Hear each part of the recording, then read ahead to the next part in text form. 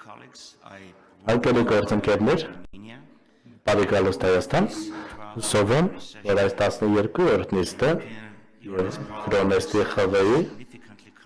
էապես կնպաստի կապերի ամրապնդմանը Եվրոպայի միության և արևելյան գործընկերության երկրների միջև, ինչպես նաև խթան կհանդիսանա ավելի ակտիվ աշխատելու այս վերահաշվողովի շրջանակներում։ Ես ուզում եմ ուշադրությանը ձեր ներկայացնել Հարավային Կովկասի իրավիճակը։ Բոլորը ցանկանում են խաղաղություն։ Ոչ ոք չի կարող ասել ոչ խաղաղությանը, բայց խաղաղության համար և տևական խաղաղության համար այդ խաղաղությունը պետք է լինի արդար, հիմնված արդարության և արտահայտության վրա։ Իսկ արտահայտությունը ինչ է նշանակում, ինչ է պահանջում։ Պահանջում է, որ բոլոր կողմերի կենսար շահերը պաշտպանված և հարգված լինեն, և դա պահանջում է բոլոր կողմերից, երկու կողմերից բարի կամք։ Ցավոք սրտի մենք այդպիսի բարի կամքի նշան չենք տեսնում Ադրբեջանի կողմից։ Ադրբեջանը շարունակում է զավթման տակ պահել ավելի քան 200 կիլոմետր քառակուսի Հայաստանի Հանրապետության ինքնիշխան տարածքից, շարունակում է միջամտել Հայաստանի ներքին հարցերին, տարբեր պահանջներ ներկայացնել ու միջամտել։ Օրինակ նրանք ասում են, թե որպես նախապայման խաղաղության համաձայնագրի ստորագրման համար պետք է լինի Հայաստանի Հանրապետության սահմանադրության փոփոխությունը։ Սա դեմ է սկզբունքներին, որոնք Հելսինկյան ակտով հաստատված են կամ ՄԱԿ-ի խորհրդով կամ այլ միջազգային փաստաթղթերով հաստատված են։ Ադրբեջանը շարունակում է օգտագործել Զանգեզուր միջանցք եզրույթը, որը նշանակում է արտատարածքայնություն ճանապարհի, որը ակնկալվում է, որ կանցնի Հայաստանի տարածքով և կապ կստեղծի Ադրբեջանի և Նախիջևանի միջև։ Միևնույն ժամանակ պետք է իհարկե Հայաստանը հնարավորություն տա, որպեսզի աշխարհի կապ ունենալ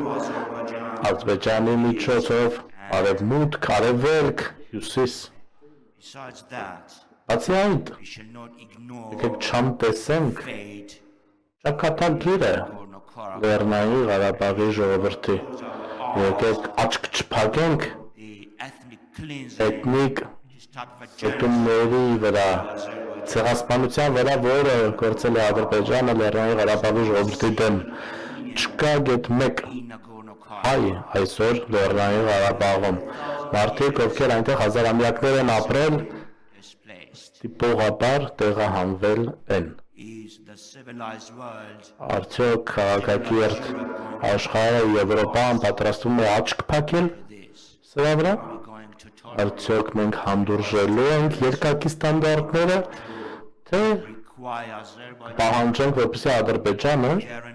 երաշխավորի անվտանգ վերադարձը ժողովրդի իրենց տներ, արժանապատիվ վերադարձ